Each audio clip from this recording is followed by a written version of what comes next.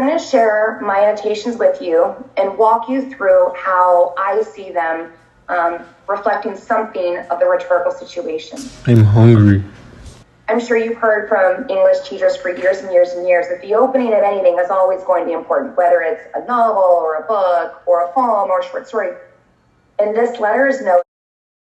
Figure out what you want to do, how you're going to act dependent upon that.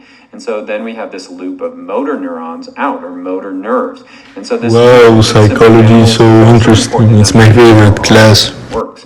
But if we look at these real primitive brain, we find that they have a real common structure. They have these 4 humps. 5x times negative 3x. 3x. 5 times negative 3 is negative 15. X times x is x squared. Next, let's multiply 5x times 4.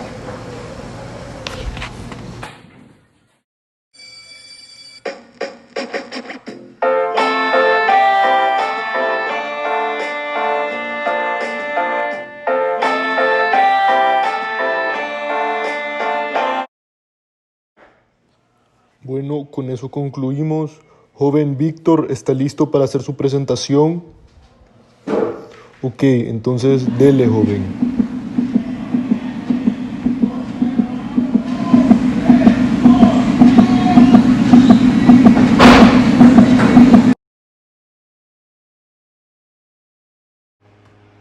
Una hora después. No, sí, estoy bien, profe, no se preocupe. Solo me dio un pequeño ataque de pánico, pero ya me calmé. Lo mismo ya acá. Las acciones lo van a ir viendo más claro todo. Porque me acuerdo que yo trabajé como diagramas de él. No, allá lo trabajamos en matemáticas, él trabajó como en la recta numérica, ¿verdad? Vaya. Sí, profe. ¿Preguntas? 6 horas después, varias. 6 horas después, varias.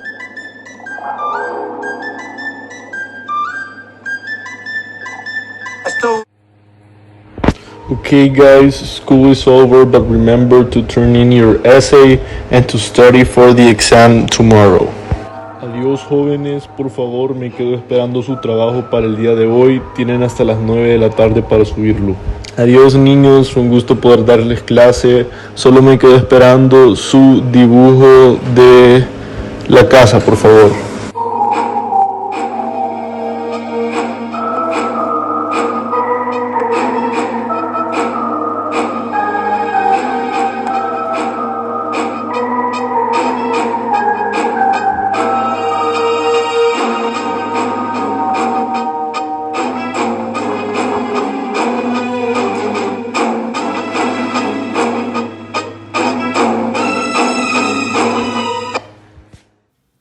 Everyone experiences or feels anxiety and panic at some time of their lives. It is a natural response from our body to a stressful and dangerous situation.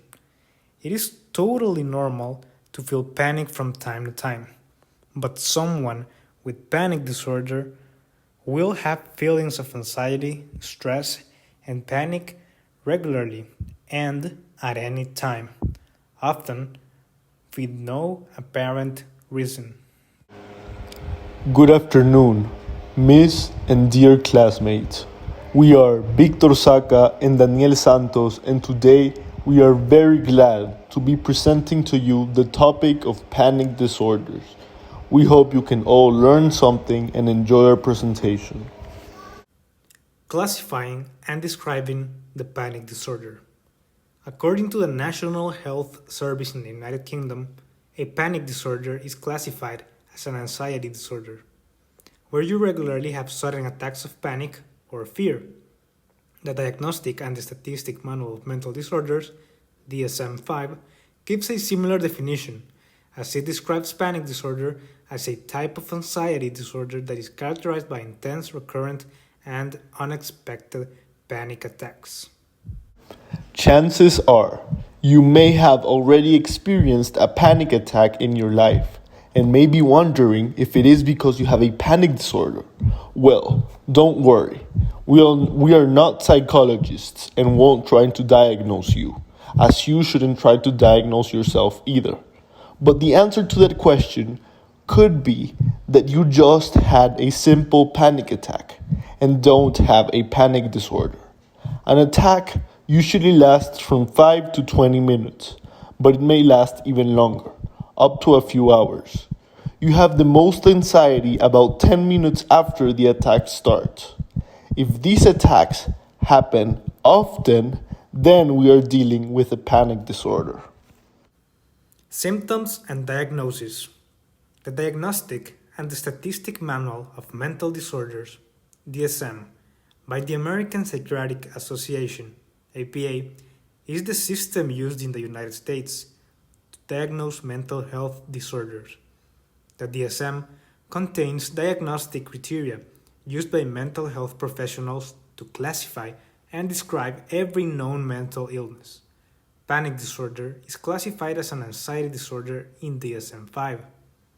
According to the guidelines, in order to be diagnosed with a panic disorder, you must experience unexpected panic attacks on a regular basis. At least one panic attack is followed by 1 month or more of the person fearing that they will have more attacks and causing them to change their behavior, which often includes avoiding situations that might induce an attack. It is crucial to state that a panic disorder diagnosis must be aware of getting out other potential causes for the panic attacks. So apart from the attacks being recurrent, they also need to not be caused by the direct psychological effects of a substance, such as a drug or a medication or a general medical condition. The second condition is that the panic attacks are not caused by another psychological disorder, such as a phobia, OCD, or PTSD. Since panic attacks are key to a panic disorder, we're going to talk about them. The DSM-5 classifies panic attacks into expected and unexpected. Expected panic attacks are those associated with a specific fear, like that of flying, for example. Unexpected panic attacks have no apparent trigger or cue and may appear to occur out of nowhere. According to DSM-5, a panic attack is characterized by 4 or more of the following symptoms. The presence of fewer than 4 symptoms may be considered a limited symptom panic attack.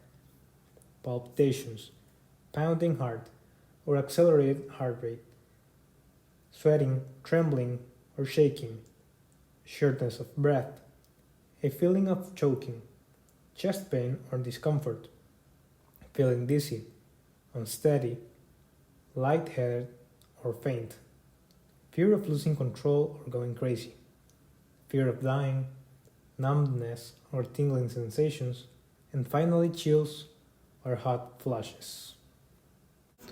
The biopsychological approach.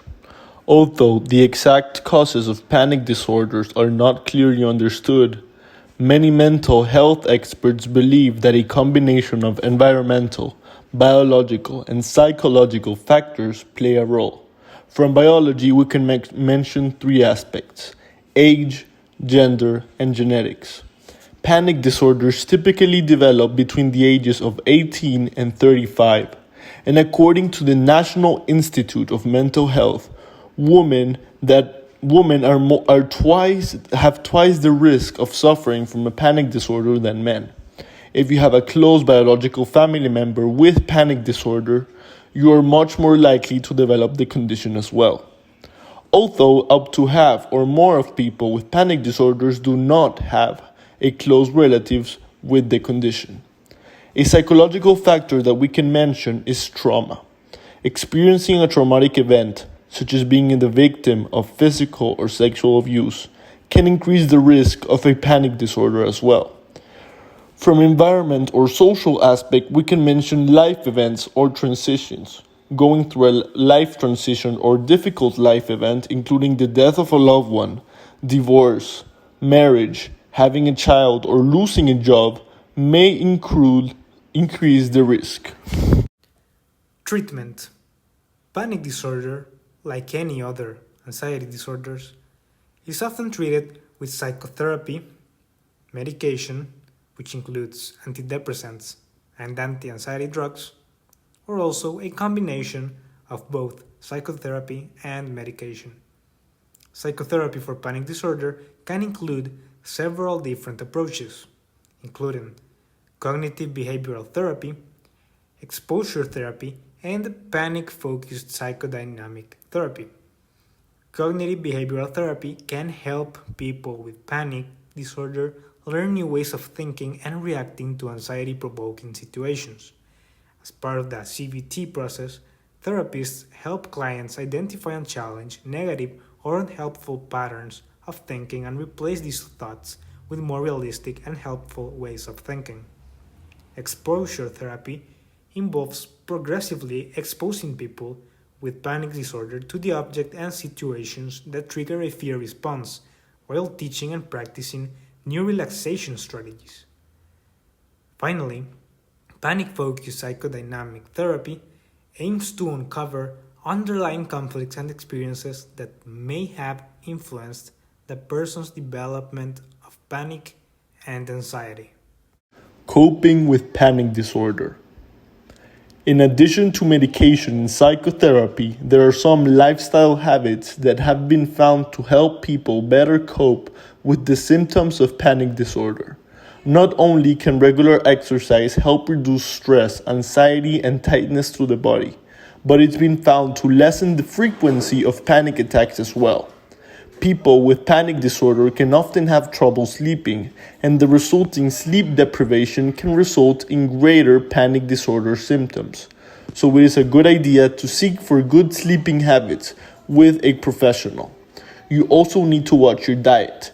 There are certain foods and substances that might increase your anxiety or trigger a panic attack, including alcohol, caffeine, and refined sugar. So try avoiding that. Finally, relaxation techniques can help you slow down your thoughts, ease stress and anxiety, and counteract many of the cognitive and physical symptoms of panic disorders, like deep breathing, yoga, muscle relaxation, and mindfulness. There are approximately 2.4 million adult American reported cases of panic disorder, with women being twice as likely to get this disorder than men. Some famous people that have publicly stated to have panic disorder are Emma Stone, Oprah Winfrey, John Mayer, Ellie Goulding, Prince Harry, and Michael Phelps. Another fact you may not know is that a panic attack can occur even when you're sleeping.